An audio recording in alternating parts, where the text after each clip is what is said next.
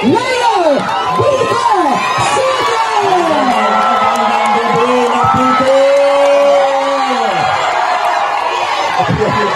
Magandang gabi dito sa mga nasa likod. Yung mga nandito po sa gilid. Excited na po ba tayo? Yung mga nakaupo. Yung mga nandun sa dulo. Yung mga nasa upper box. Ay.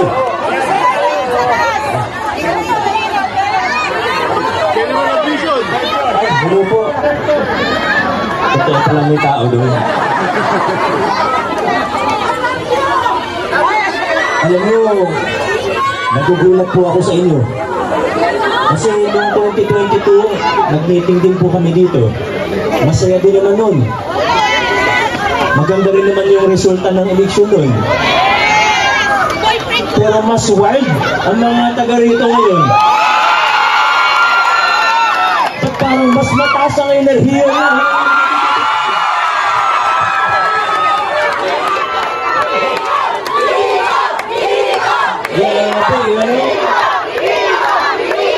Maraming salamat po sa inyong napaka-init na pagtanggap sa meeting ng Pasig. Ano po? Yung nandun sa likod, okay lang po kayo? Nakapagod na po kayo. Ang layo na po ng narating natin bilang isang lungsod.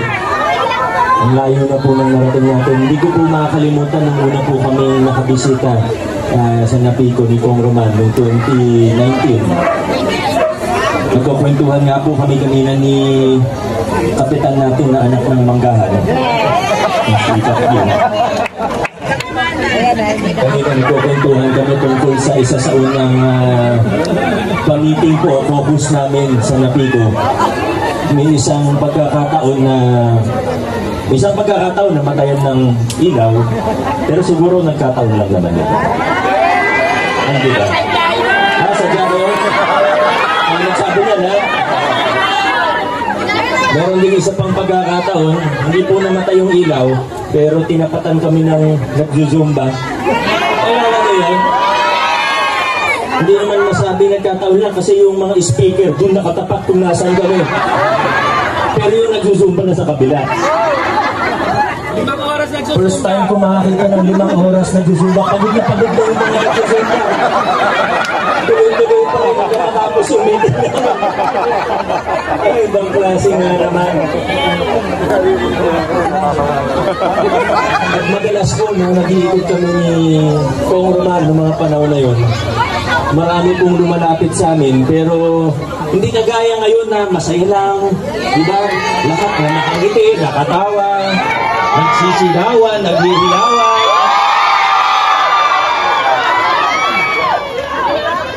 Kung panahon na yun, lalo na nung bago magsimula yung campaign period, na may pupuntahan kaming lugar, kahit sa Pasig 30 barangays, parang iba yung paglapit sa amin. Parang may gagawin kaming illegal. Lalapit ba? Kunyari, nandyan ako. Lalapit ko. Konsi naman. Pupuntan namin. Tapos namin yung ganun. Minsan, as di mo na maintindihan yung sinasabi, pero madalas yung sinasabi, Konsi pa ako nun. Okay kayo sa amin, kaso hindi kami makalantad. Secret na lang muna.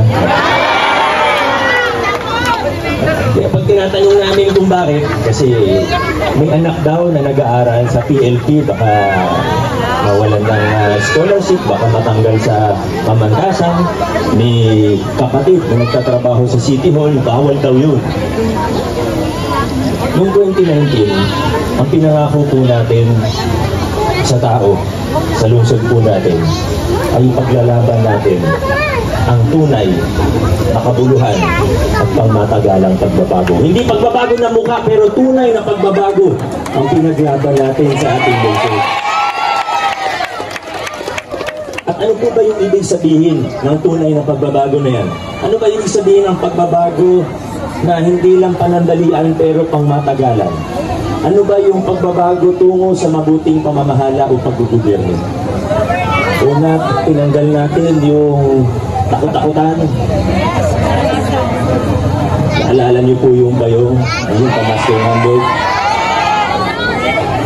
Yung mga opisyalis niyo po dati, sa naha, takot na takot. Pag makitang may picture kasama kami, baka daw mawalan ng bayong pagka remember. Tinanggal natin. Ayaw natin ng ganung sistema. Ngayon, ano pong ginawa natin? At kaya yung pamaskong handog na yan, yan yung isa sa pinakamagandang simbolo ng pagbabago. Kasi ang ginawa po natin, pantay-pantay. Kakampi ka, okay lang. Meron siyempre, pero pagkalaban ka, okay pa rin. Sige, meron pa rin.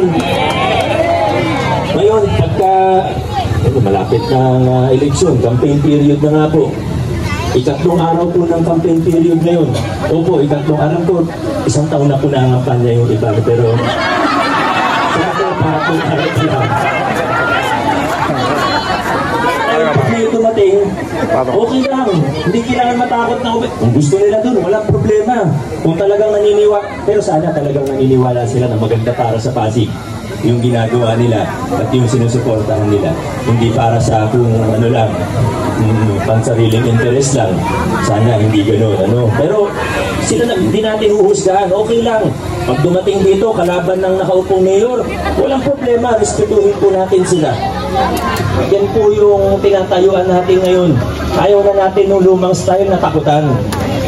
Ayaw na natin yung lumang style na tinatakot tayo. Gamit din naman ng resources ng pamahalaan na tayo naman po ang may-ari ng pamahalaan. Ay, pag dumating dito, walang problema. I-welcome po natin sila. Respetuhin natin sila. Pagkakamayan po tayo, kamayan din po natin sila. Pero huwag nyo sila iboto.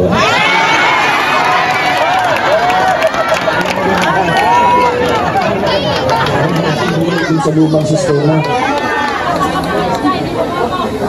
ayaw din natin yung palakasan system. Simbolo din po dyan yung pamaskong handog. Pero hindi lang po yun. Ang isang magandang halimbawa rin po yung naalala nyo dati, uso yung blue card, yellow card. Pag may blue card ka, kung may oras ka para maglakad, para makakuha ng blue card, o kung may kakilala ka sa loob para mas mabilis ka makakuha, meron ka magandang benepisyo pagdating sa center o sa ospital. Pero ano pong ginawa natin? Tinanggal natin yung card. Noong una, may mga nagreklamo, lalo may mga pulisap no? Ayaw nila kasi, Mayor, ba't naman tinanggal yung card? Pero pinaliwanag natin, kaya natin tinanggal yung card. Kasi, pag pondo ng taong bayan ang ginagamit, pag galing sa kaban ng bayan ang ginagamit natin para sa serbisyo, hindi po pwede yung mamimili ka lang kung sino yung sa serbisyo. Dapat para sa lahat. Ngayon sa ospital natin, hindi tinatanong kung butante ka ba ng Pasig, hindi tinatanong kung may card ka ba. Kung kaya gawin ng ating ng ospital, kung kaya gawin ng ating pamahalaan, binibigay na lang po. Kung kaya libre yung servisyo, binibigay mo. No balance billing, kaya po.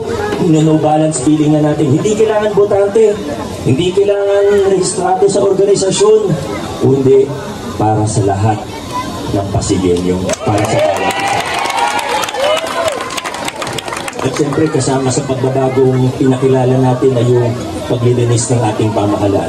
Yung pinakamalaking halimbawa po dyan ay yung kickback, ang tinatawag ng mga nasa gobyerno na SOP. Isipin nyo na lang po, 20%. Kayo na po mag-compute kung magkano yan. Narinig nyo naman kay Vice kung magkano yung mga budget natin ngayon. Sa kasamaang balat ng mga iba na gusto tayong umatras. Gusto tayong ibalik dun sa mga lumang kalakaran. Ang tanong, bakit po kaya? Kung marinig nyo lang kung paano sila magsalita pag wala sa publiko, sila lang. Pag narinig nyo po kung paano sila nakakapangilabot, sa totoo lang. Ang tanong, ba't kaya gusto umatras? Ba't kaya gusto bumalik dun sa lumang sistema? Siguro kasi sila yung mga nakikinabang noon. Hindi na tayo papayag, hindi na tayo aatras. Paapante lang tayo sa lungsod ng Pasig.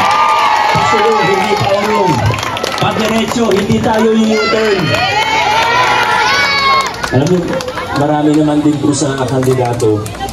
Sa totoo lang po, mga naging kaibigan din natin sila. Ito ngayon, tinuturing naman natin silang kaibigan. Marami sa kanila nag-apply din po sa GT ng Pasig. Pero kaibigan man, ang hirap kasi pagka magkaiba tayo ng direksyon. Sa totoo, yung mga kasama natin sa GT ng Pasig, hindi naman ako close sa kanilang lahat. Lalo na noon, bago sila sumali sa GT ng Pasig, hindi naman kami magkakamag-anak o magkakababata. Hindi po. Pero, sila po yung mga tao na naniniwala sa pinaglalaban natin sa lungsod ng Pasig. Kaisa natin sila sa ating direksyon. Yan po ang kailangan natin ngayon. Alam niyo noong 2019, nagkatiwalaan po ninyo ko, marami tayong nagawa. Pero noong 2022, kung binigyan niyo na ako ng mga mas matitibay na kasama na naniniwala talaga dun sa gusto nating gawin, na naniniwala at gusto ng malinis na pag-gobyerno, kung mapapansin po ninyo, lalong bumilis yung pag-usat ng mga ginagawa natin sa ating pamahalaan. Totoo po yan. Siyempre, kailangan din natin isipin, dumaan din tayo sa pandemya noong unang termino po. Pero kung titingnan po talaga natin, isang halimbawa na lang po ang ibibigay ko. Na naririnig niyo po sa balita yung Pogo.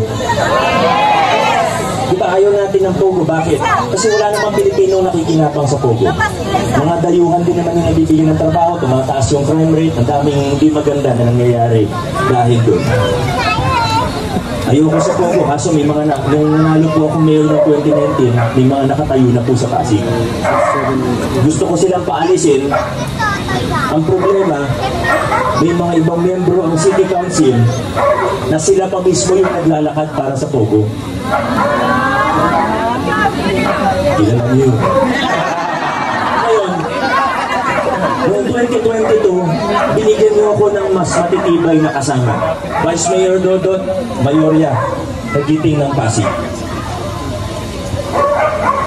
Tayo po, dahil sa kanila, dahil sa pagtutulungan natin sa buong Pilipinas, tayo ang unang LGU na nag-ban ng Pogo. Ito po yung nagiging posible dahil magkakasama kami na naniniwala isa yung direksyon. Hindi yung sasakay ka sa bus, yung driver gusto paabante, pero yung konduktor hinahawakan din yung manibela, gusto lumigo. Padiretso po tayo sa lungsod ng Pasig. Okay po ba yun? Padiretso po tayo. Yun!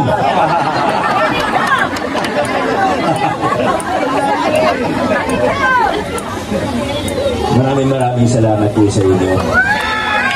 Alam nyo, hindi po madali yung mga pagkabagong ginawa natin. Yung mga sa programa, naniniwala po ako na alam niyo po ang mga ginawa natin sa lungsod ng Pasig. Hindi ko na kailangan isa-isahin.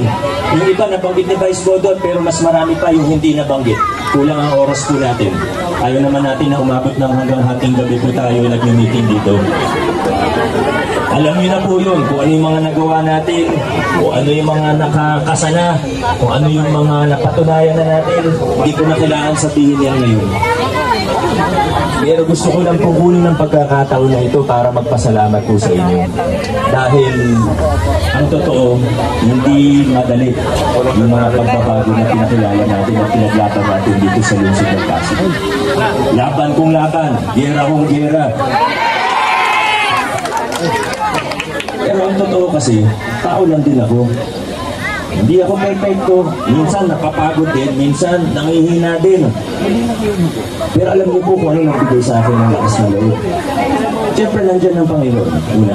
Pangalawa, nandyan po ang pamilya ko. Pero yung pamilya ko, hindi po mahilig sa politika. Nanay ko, tatay ko, hindi naman sila mahilig sa politika. Pero yung nakakasama ko araw-araw na nagbigay sa akin ng lakas, kapag ako'y nanghihina na, nabubuhayan ako ulit ng loob. Alam niyo po kung sino? Kayo po, kayo nagbigay sa akin ng lakas ng loob. Kaya maraming salamat po. Sana sa Mayo ay kasama natin hindi lang Vico, hindi lang Roman at Dodot, kundi ang buong GT.